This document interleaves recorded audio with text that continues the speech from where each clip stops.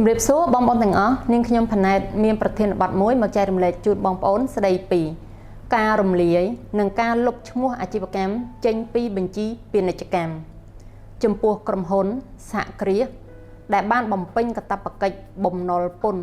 តាមរយៈសវនកម្មជំរះបញ្ជីពីអគ្គនាយកដ្ឋានពន្ធដារហើយទទួលបានលិខិតបញ្ជាក់ស្ដីពីការបិទក្រុមហ៊ុនជាស្ថាពររួចរាល់ក្រុមហ៊ុនសហគ្រាសអាចស្នើសុំបន្តនីតិវិធីរំលាយនិងលុបឈ្មោះក្រុមហ៊ុនសហគ្រាស